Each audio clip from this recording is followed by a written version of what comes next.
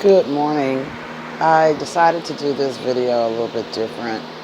Um, and you guys know that the other day I was talking about the little 8-year-old that dresses like a drag queen. I was reading a lot of the comments on this one, and everybody's saying that the mother is going to burn in hell, that the dad doesn't have anything to do with this. That's just the way that the mother's raising the child. And it goes on and on to, people expressing themselves, about how they feel. Some of them said that the CPS should be called because the child is being abused. Everybody just has all their, comments, and there's some positive comments there, and then there's not, a lot of positive things being said. Of course, they're saying that, oh, he's a child, and the mother should be doing this and the mother should be doing that for the kid.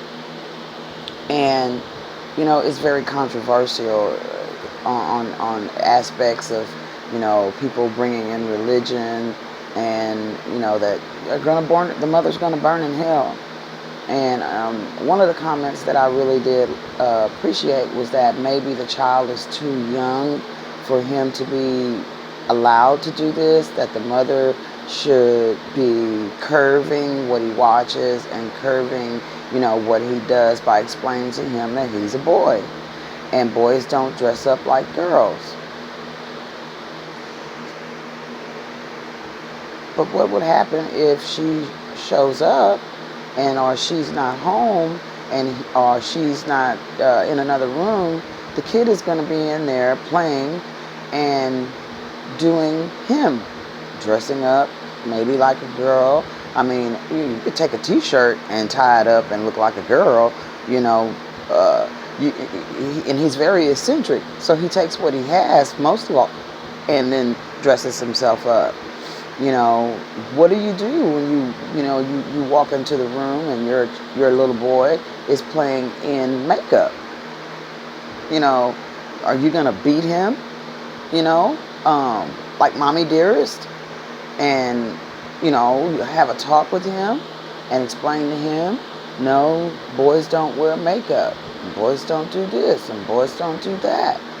We all have opinions, but your solution is always brutal.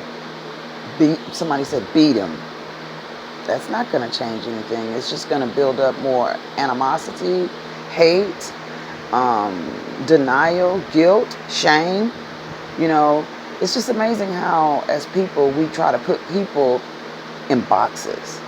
You have the right way of doing something. How about the right way of doing something is just basically shutting up and trying to absorb information to come up with a solution. And of course, like I said, most of your solutions are to beat them. Like I said, you can't beat anyone's sexuality in them or out of them. God can do that. God can put on that kid's mind as he gets older that this is not acceptable, and if you do this, I'm not going to be pleased. And I believe that the only way to battle this is to seek God's wisdom, because you and I, myself, we don't have the answers, other than judging people and defaming people, hurting people. That's the way people do it. But I wanted to talk about the reason why I decided to do this video a little different is because I had to make some notes, because I wanted to be accurate. But a few years back, more maybe than a few years back, there was this lesbian couple right here in Houston, and the father had just recently got out of the penitentiary, murdered his daughter and his daughter's lover, and then put their bodies inside of the trunk of a car and drove them to a dumpster in Galveston and discarded their bodies. One of them he beat senselessly to death, stabbed her, and then the other one, I believe he shot her in her head. And the two girls' names were Brittany Cosby and Crystal Jackson. and they were a lesbian couple. Um, and according to the reviews that I saw, and they were hardworking, and um, the Brittany Jackson, no, the Crystal Jackson was her father was a pastor, and then Brittany Cosby was raised by her great grandmother, was being raised by her great grandmother, and they were living with the great grandmother and helping take care of her, being productive citizens and just basically loving one another. And as you can see, that word was very hard for me to say, because we should love a man and a wife. A man and a husband should love each other, not two women. So it was just hard for me to say that word, that they were in a love relationship. But apparently they were in a love relationship, and her father didn't consent to, I'm saying Brittany's father didn't consent to the relationship, so he killed him. That was his solution. I'm going to kill you. And then pretended like, was a wolf in sheep's clothing. Then pretended he didn't know nothing about nothing. Went to their vigil and was there all along. And police caught him because of the blood that they found in the area where he was staying at with his grandmother. Number one, you should have had your own house, but he had just gotten out of prison and then moved in over there at the great grandmother's house, which was her great grandmother and his grandmother. He moved in with them and then started trying to regulate stuff, and I guess it just didn't mix well with him, and so he killed them. It makes me very sad when people who don't know nothing about anything have the most to say.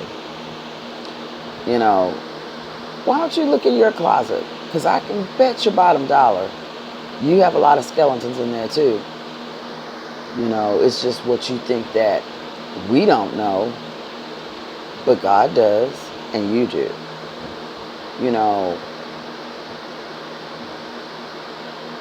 It just reminds me,